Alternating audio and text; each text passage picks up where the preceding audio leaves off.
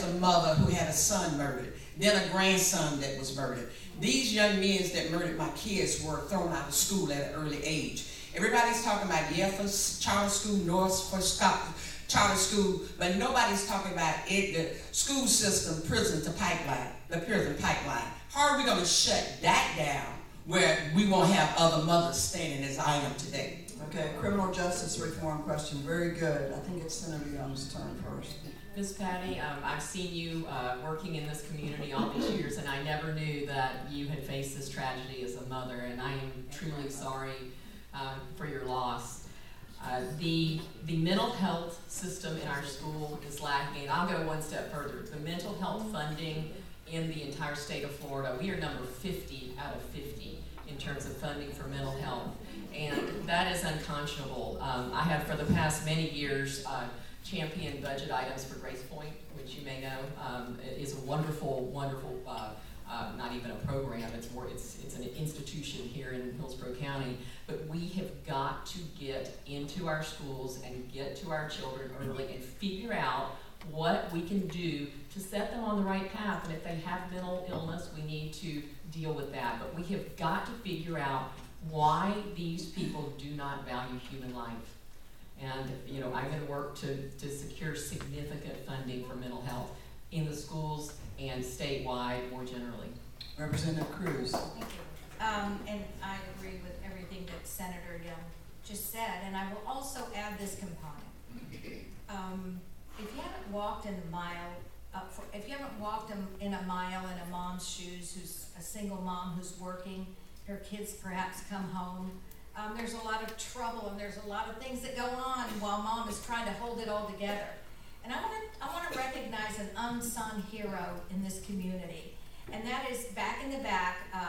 Ms. Julianne Holt is back there, public defender. She recognized early on that there was a problem here. And you take a kid who's marginal.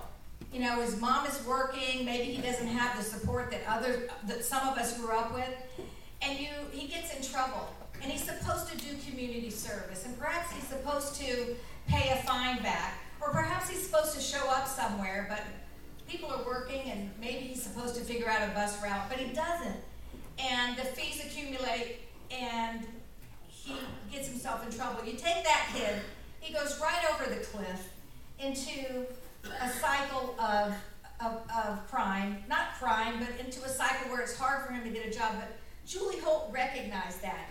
She stood up for diversion programs. She created a social services department, took money away from her attorneys so that she could create this program. So Julie, thank you. You were ahead of the curve on that.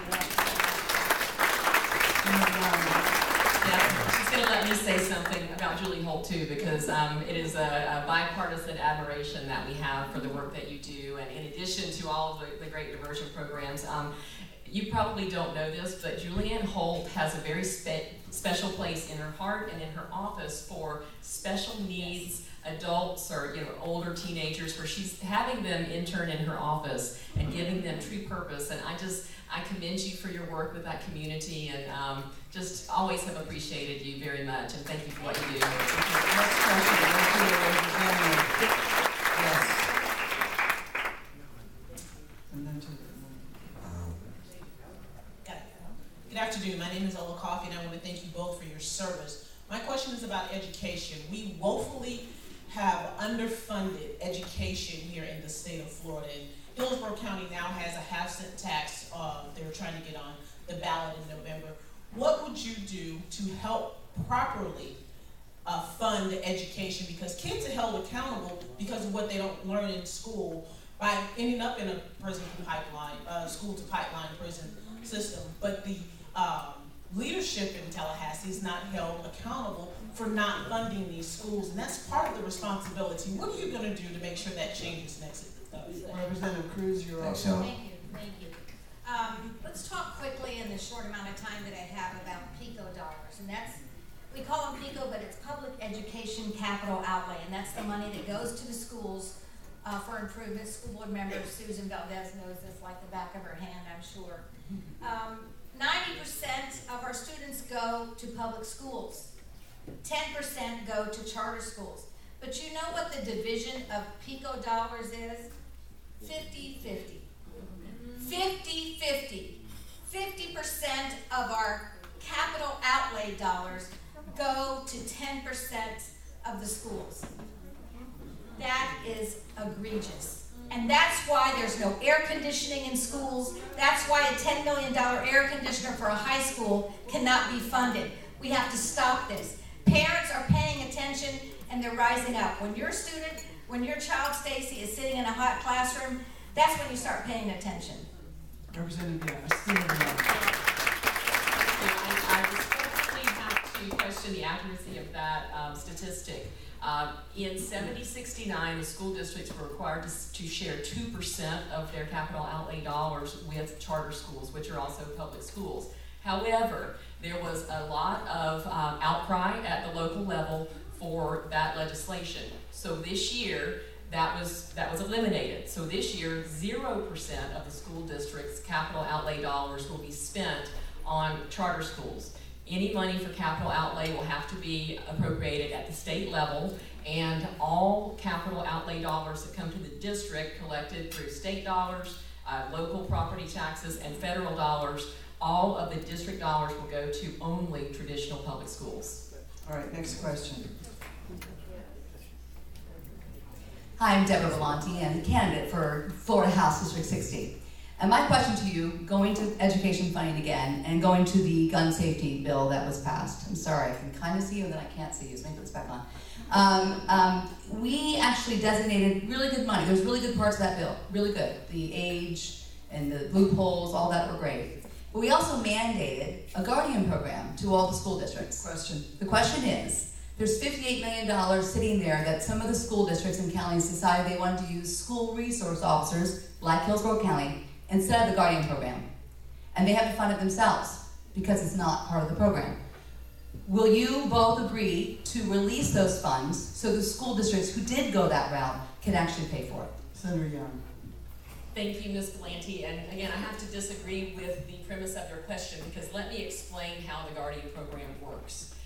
It was completely voluntary. School districts could opt into it or they could opt out of it. When there was discussion of arming school personnel, which I opposed, the Hillsborough Sheriff and the school district stepped forward and said, we are not participating, we opt out. However, as the year went on, Sheriff Chronister and the school district got together and said, look, we know how to do this. Let's hire as employees former or retired law enforcement officers and retired military. Let's put them through the 132 hours of additional training, even though they were already trained, and use it was 67 million, roughly 68 million for all counties. Hillsborough got about 6.7 million, and using that money to train these retired law enforcement to be school safety officers. It's what we're doing here. The sheriff is very bottom. I'm just going to finish when the time is up because it's important. The reason that Hillsborough doesn't want that money to be shifted at this point is that we are still taking down money. We need the $6 million that was allocated to us. We've only taken down about 1.7, and so if that money is transferred, we would not be getting the money that we need to fully fund the program that we're implementing. So that's my answer. Representative Cruz. You know what this is? This is a failed program. It is the pet project of the NRA, and it is a failed program. Do you know what we could do with $58 million? Do you know what we could do in the classrooms and for teachers? Instead, we want to teach and arm teachers in a classroom. I came back and talked to at least 100 teachers, and there wasn't one teacher who told me that they wanted to carry a gun. One teacher told me, I'm a teacher, I'm a mother, I'm a counselor, sometimes I am a taxi. She said, I have no interest in carrying a gun. I mean, you talk to former police chief Jane Castor. She will tell you that the New York City Police Department are some of the best trained on marksmanship. And most of the time, they only hit their mark 20% of the time. What do you think the chances are that a teacher will hit her mark any of the time? It's ridiculous. This is a gift to the NRA. This is expanding guns in schools. That's all this is. Okay, I'm going to ask a question. said nothing about healthcare, and that it's a large part of the state budget. Going back to my sort of format here, what would be the number one bill related to healthcare that you would introduce? And I think it's Senator Young. You know, this is a big lift, but this is something I've been thinking about for a long time, because we do need to figure out a way to provide access to care to those who are not currently in the system. And we have got an amazing program, indigent healthcare program here in Hillsborough County, started by the former County Commissioner Phyllis Buzansky. Years ago, we implemented a 50-cent sales tax to implement this indigent care program, where these people aren't just stuck into a Medicaid program. They're given an insurance card. We have a collaboration with all the hospitals, lots of physician groups, and prescription drug coverage. I would like to work with our federal partners and see if, rather than the Medicaid program that we have in place today that is very rigid, if they would give us just a block grant of those federal dollars and we could implement something akin to the Hillsborough County program statewide. Representative Cruz on healthcare. Thank you, Dr. McManus. Again, with the Tea Party wave in 2011, all of them, they were all in on refusing to draw down the federal dollars that would expand health care coverage.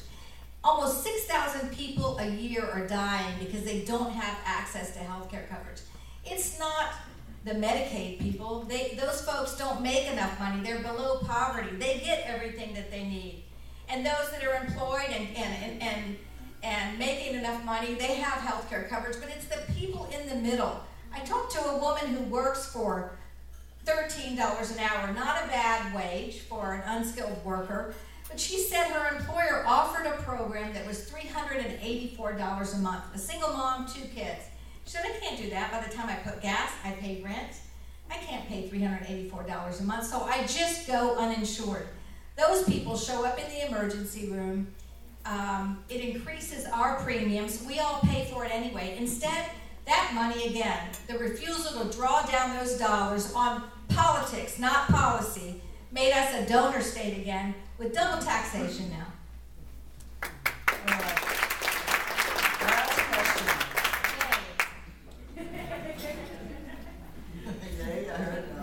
Y'all are doing wonderful, so really giving very complex and detailed answers for which everyone here is appreciative. Thank you. I think I heard a bipartisan support for Julie Holter running for Senate. In the state of Florida, Gene suited. In the state of Florida, I can go to a gun store, buy a gun, and there's serial numbers and there's all different kind of pieces of information about me and that gun that are kept track of. If I were to buy a gun from Victor directly, there's no regulation to that. No, I wouldn't take any of his guns. But there is no regulation on that. There is no, the only thing that would prevent that is if I had knowledge that he had, or if he had knowledge that I had a felony, a reason to not own a gun. Would either of you be for eliminating the person-to-person sale loophole that allows unregulated sales and or regulation of all firearms sales in the state of Florida? Representative Young. Senator Young. Thank you, and this has come up over the years. Federal firearms dealers, if you were to have a private person-to-person transaction via a federal firearms dealer, that would require a background check, and I think that could be a compromise in this situation, because there aren't situations where collectors trade and sell firearms with one another, but federal firearms dealers handle those transactions every day, and perhaps inserting them into the process might be a good first step. I don't understand why there was this loophole in the first place, and I would honestly like to see data, information on why that was put in place, but certainly I'm open to the conversation. We want to make sure that background checks are an integral part of gun sales in our state, so that we know that mentally ill people, that felons, that criminals are not purchasing weapons when they shouldn't be doing so. Representative Cruz. Yes. All right. Thank you both. It was wonderful. Thank you.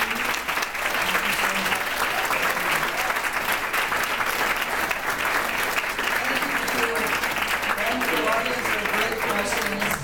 Now I guess it's time for the judges to pick who gets the tiger. Yes, you're right. So I'm going to head over to the table, and y'all stand there for a second until we announce the winner of the best question. Adam? All right, good afternoon, everybody. The consensus was, well, obviously we had a great program. It started out very hot. But the first question to actually get some consensus was Miss Egner's. So Miss Egner's question on open primaries is our winner today for your election. Thank you, Diane. Come on up, and we'll take a picture with the two candidates, and Susan McManus.